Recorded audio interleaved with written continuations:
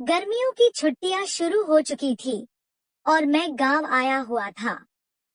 दादी के घर का आंगन, आम का पेड़ और वो पुरानी चारपाई सब कुछ ज्यों का त्यों था।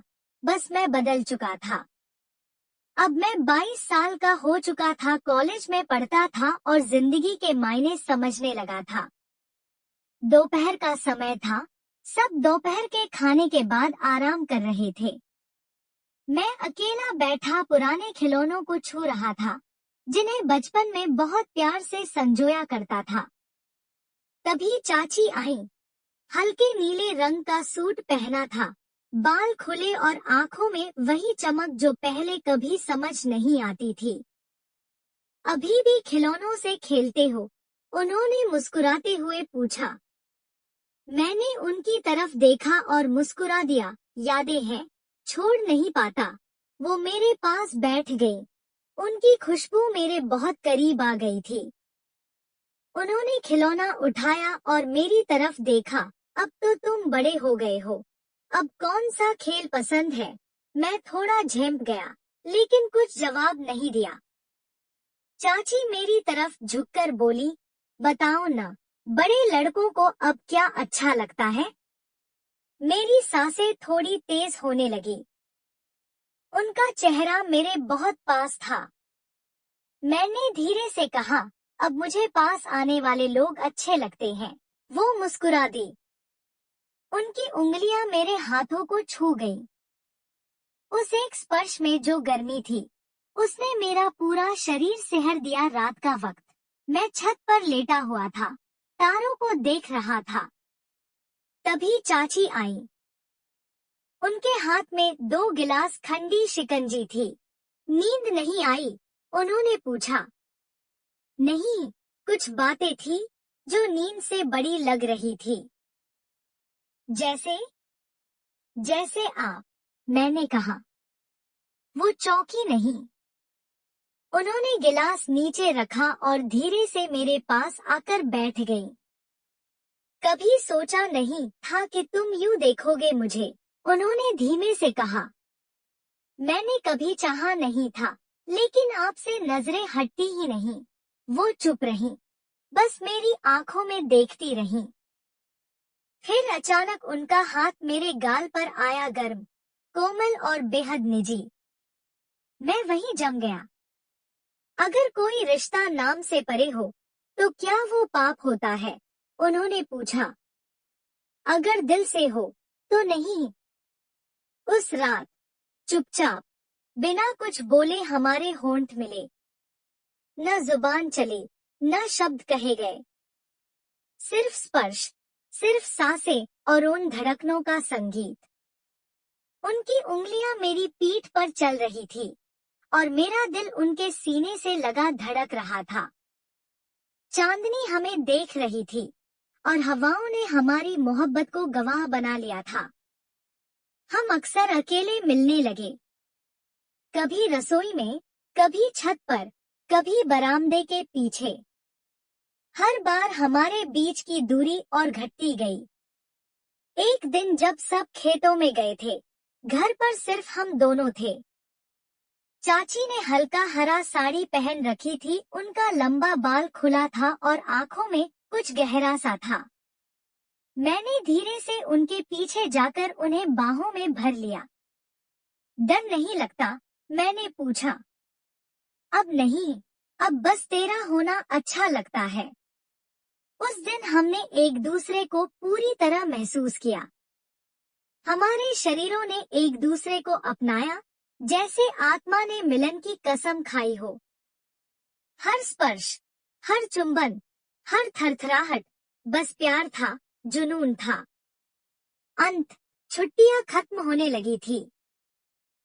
मुझे लौटना था। आखिरी रात, चाची ने मेरी आंखों में देखा। जाओगे तो भूल तो नहीं जाओगे?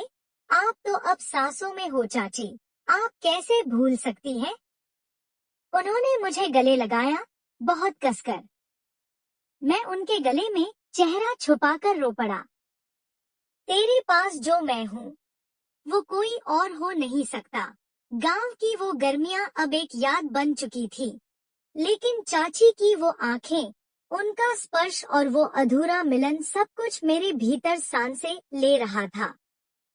मैं अब शहर लौट आया था, लेकिन दिल वहीं रह गया था, उसी छत पर, उसी बाहों में। कॉलेज शुरू हो चुका था, लेकिन पढ़ाई में मन नहीं लगता था। हर शाम मैं मोबाइल में उनकी तस्वीरें देखने लगा, जो मैंने चुपके से खींची थी। उनकी मुस्कान अब मेरे दिल की धड़कन बन चुकी थी। एक शाम फोन पर एक मैसेज आया, कैसे हो? तुम्हारी चाची। दिल एकदम से धड़क उठा। मैंने जल्दी से रिप्लाई किया, आपकी बहुत याद आती है। हर पल बस आप ही आंखों में है। मैं भी हर रात छत पर जाती हूँ और तुम्हारी सांसें याद करती हूँ। हमारा रिश्ता अब शब्दों और वीडियो कॉल्स में बदल चुका था। जब भी सब सो जाते, चाची मुझे कॉल करती।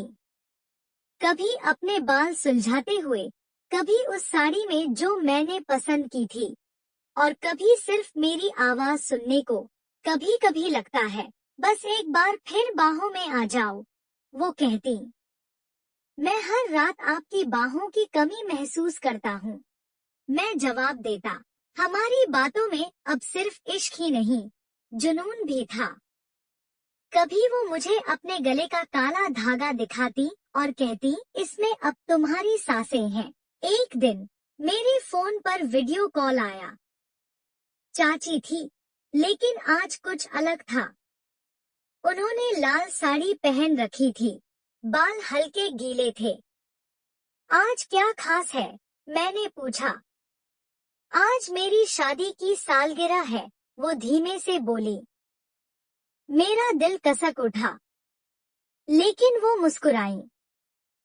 मैंने आज अपने पति के लिए नहीं, तुम्हारे लिए तैयार हुई हूँ।